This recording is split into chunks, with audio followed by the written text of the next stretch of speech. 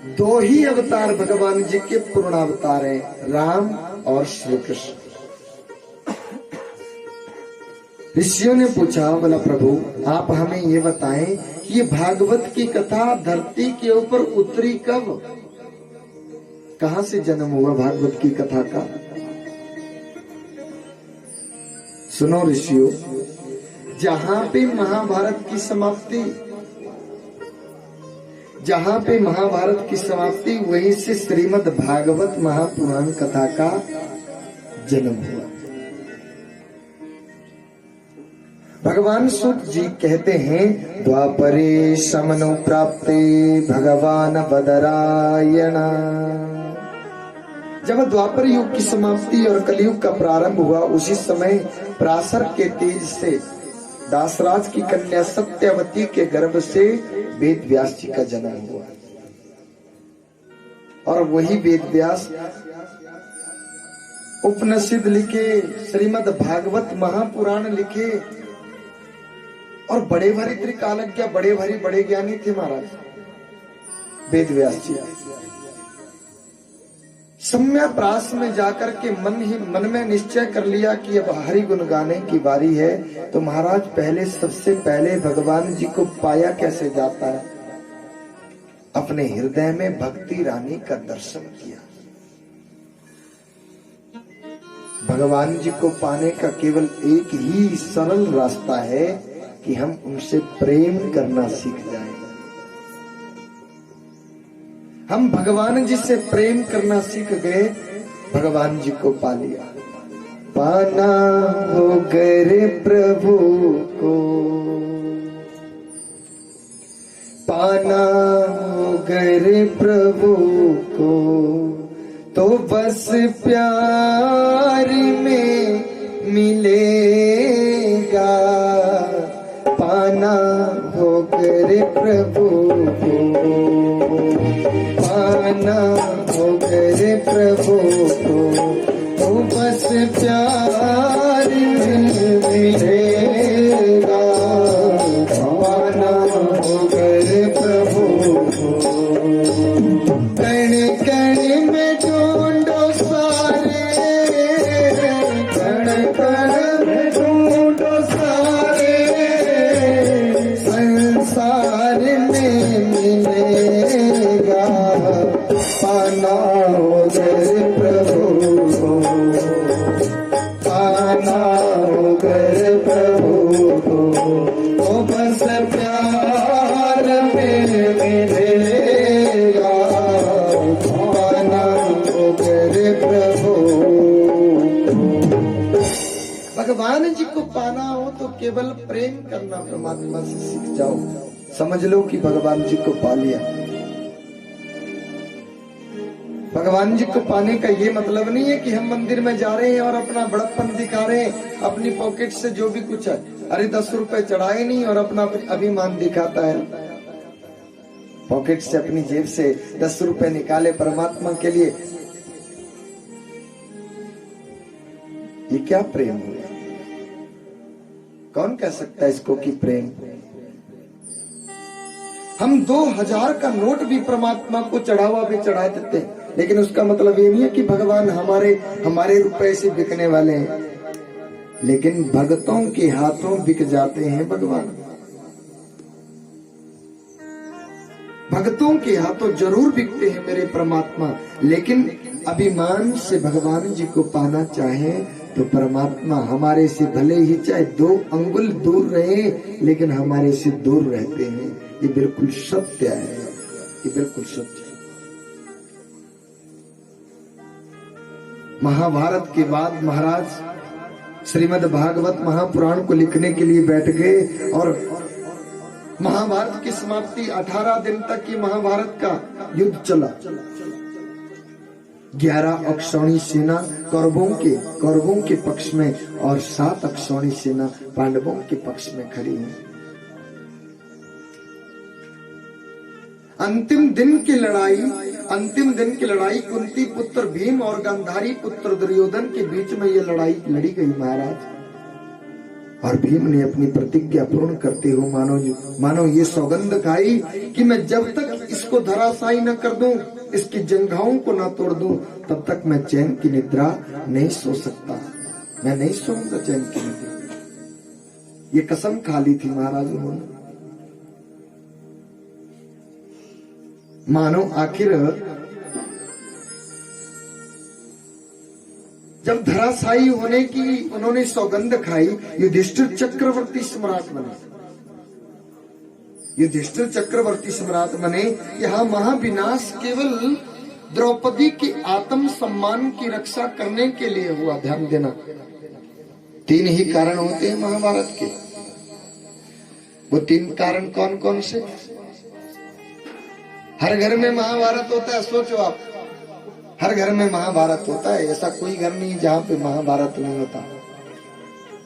हर घर में होता है, लेकिन उसके 3 ही कारण। उस समय भी 3 ही कारण थे और आज के समय में भी 3 ही कारण, जर, जोरू और जमीन।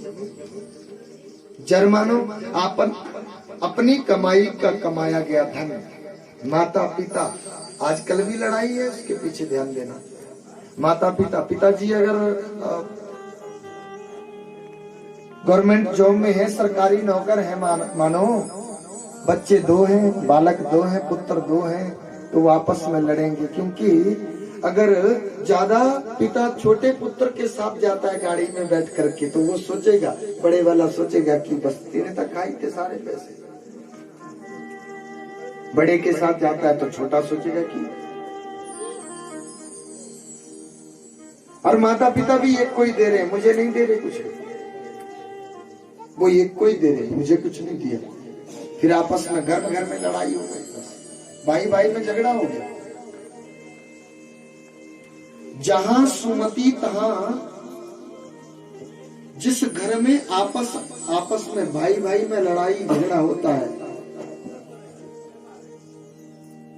जहां सुमति उन्नति निदान, वहां पे नित्य प्रति हर रोज नई उन्नति होती रहती है महाराज।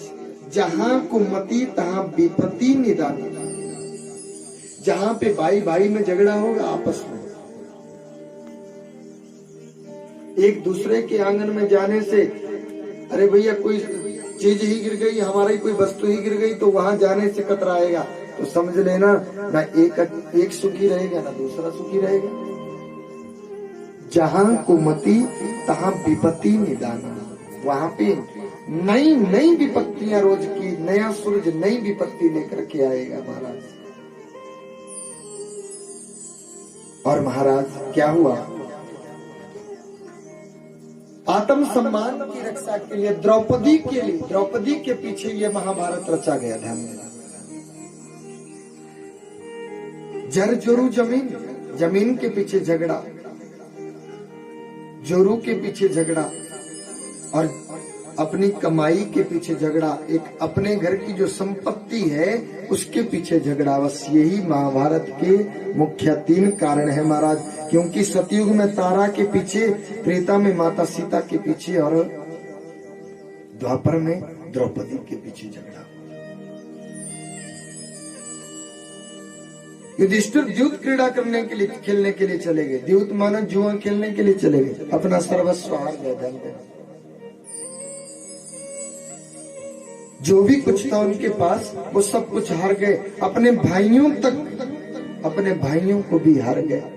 प्रवृत्ति कैसी है? संतों की प्रवृत्ति है। मन में मैल नहीं है, बिल्कुल मैल नहीं। कौरवों की तरफ से मामा शकुनी पासा फेंकने वाले हैं महाराज। माता द्रौपदी को मेरे परमात्मा सखी का भाव देते हैं। जब महाभारत हो चुका था उस समय की बात है, भगवान जी को लाना लगाने लगी। बोला, भाई हो, कृष्ण हो तुम? बोला, हाँ बहना मैं भाई हूं तुम्हारा। बोला, तुम कैसे भाई हो मेरे? तुमने बोला जब जुआ खेल रहे थे, जब युधिष्ठिर जी जुआ खेल रहे थे, तो तब तुम कहाँ छुपे थे? उनके जीतना करवा सके? बोला, बहना उतना तो मेरा दोष नहीं जितना तू मेरे पे गुस्सा किए जा रही है, उतना मेरा दोष नहीं है। कौरवों ने कहा कि हमारी तरफ से पासा हमारा मामा फेंकेगा। कौरवों की तरफ से पासा फेंकने वाले कौन थे? मामा शकुनी। कौन थे? मामा शकुनी। तो पांडवों ने बहना क्यों नहीं बोला? पांडवों ने भी बोल देना था कि हमारी तरफ से पासा फेंकने वाला हमारा कन्हैया पासा फेंकेगा, फिर देखते किसकी जीत होती किसकी हार होती। उतना तो मेरा अपराध नहीं है जितना तुम मेरे पे गुस्सा उतार रही हो। मेरा कोई अपराध, मैं निरपराध हूं, मेरा कोई अपराध नहीं। सर्वस्व हार गए अपना। जब सब कुछ हार गए तो मामा ने कहा, बोला पुरुष की अचिंत्य शक्ति होती है नारी, उसकी नारी। अब इसके पास नारी भी तो है और उसको दांव पे द्रौपदी को दांव पे लगा दिया महाराज। द्रौपदी को दांव पे लगा दिया और द्रौपदी को भी हार गए। सब कुछ पहले हार चुके थे और माता द्रौपदी को अब हार गए। जब द्रौपदी माता को हार गए तो दुर्योधन ने दुशासन को आदेश किया कि तुम जाओ द्रौपदी को बुला खींच करके इस सभा में ला करके खड़ा कर। दुशासन गए, माता द्रौपदी को बोला कि तुम देवी चलो, तुम्हें बुलाया और माता द्रौपदी ने मना किया। बोला भाई साहब मैं नहीं जा पाऊंगी। क्यों? मैं नहीं जा पाऊंगी। क्यों नहीं जा पाओगे तुम? बोलो। माता द्रौपदी उस समय उस सभा में आने के काबिल थी ही नहीं, ध्यान देना। मासिक धर्म में प्रवृत्त थी माता द्रौपदी, समझ रहे हैं ना? मासिक धर्म में माता द्रौपदी उस समय थी। माता का पीरियड का वक्त चल रहा था और माता ने मना किया कि मैं, ज्येष्ठ लोग वहां पे बैठे, मैं उस सभा में जाने के काबिल नहीं हूं भैया, मैं नहीं जाऊंगी। जब नहीं माने दुशासन नहीं माने और माता द्रौपदी मना ही करती गई। दुशासन नहीं माने महाराज। दुशासन ने माता द्रौपदी को केसों से पकड़ा और रगड़ते घसीटते उस सभा में लेके चीखती चिल्लाती रही माता द्रौपदी। चीखती चिल्लाती रही लेकिन नहीं। दुर्योधन ने आदेश कर दिया दुशासन को कि निर्वस्त्र कर दो इसको। उनकी नाज को मिट्टी में मिलाना चाहते हैं। निर्वस्त्र कर दो इसको, नग्न कर दो, बिल्कुल प्योर नग्न कर दो इसको। और जब ऐसा आदेश दुशासन को मिला तो दुशासन माता द्रौपदी की तरफ बढ़ने लगा। माता द्रौपदी की तरफ जब दुशासन बढ़ने लगा, माता को लगा कि अरे ये क्या बोले जा रहे हैं और क्या किए जा रहे हैं। माता कंपायमान हो गई और सबकी उस सभा में बहुत सबके सब वरिष्ठ आदमी बैठे थे, बड़े लोग बैठे थे। भीष्म पितामह, गुरु द्रोण जैसे लोग जिनकी दाढ़ी भी पक चुकी है, वो लोग भी उस सभा में बैठे हैं। सबकी तरफ माता द्रौपदी ने ऐसे अपने दोनों हाथ जोड़ करके कामना करी। बोला भैया मेरी लाज को ढक दो, मेरी हेल्प कर दो, मेरा थोड़ी सहायता कर दो। लेकिन जिसकी तरफ देखे जा रही थी उसी की गर्दन झुके जा रही थी। गर्दन का झुकना मतलब मैं तुम्हारी सहायता नहीं कर पाऊंगा बहन, मैं नहीं कर पाऊंगा तुम्हारी सहायता।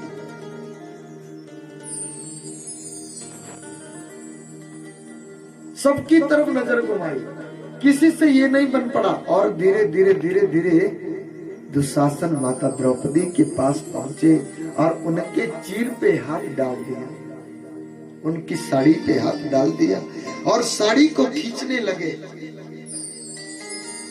जब चारों तरफ से मनुष्य थक हार करके एक जगह बैठ जाता है ना जी, तो हरे को हरि नाम, फिर उसका ध्यान केवल परमात्मा की तरफ जाता है। कि कन्हैया अब हम थक हार करके बैठ चुके हैं, अब तुम्हारे हाथ में पकड़ लो बाह गिरधारी, नहीं तो डूब। थक हार करके चलते परमात्मा के दरबार में कि अब तुम्हारे हाथ में हमारी डोर। लेकिन उससे पहले ही अगर हम संतों की पंक्ति में बैठे महाराज, ब्राह्मणों की पंक्ति, विद्वान जनों की पंक्ति में बैठे हैं,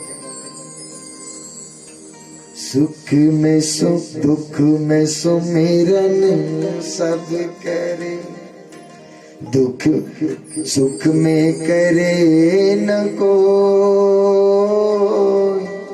जो सुख में सुमिरन करे, दुख काहे को होए रे भैया, दुख काहे को। यही तो बड़ी विडंबना है महाराज। हम जब यहाँ से जाते हैं, यहाँ इस जगह को त्याग करके जब चले गए ना, भात खाने के लिए जब नीचे को जाएंगे तो सब कुछ यहाँ का यहाँ की लो पंडित जी, जितनी जे कथा तुझे सुनाई ए लो तू सारी कथा थी से ये थी ठुड़की कने आपने बात खा दे चल। लेकिन एक बात है, ये तो विनोद की बात है, कथा पूरी कथा को आप आनंद लीजिए भगवान जी की कथा का, बस केवल आनंद लीजिए। और जो बात हमें पूरी कथा में से जो अच्छी लग जाए, बस उसी बात को पक्की गांठ दे करके घर में ले जाना, उसी बात को, और उसको अपने जीवन में उतारना, तब तो कथा सुनने का कोई मतलब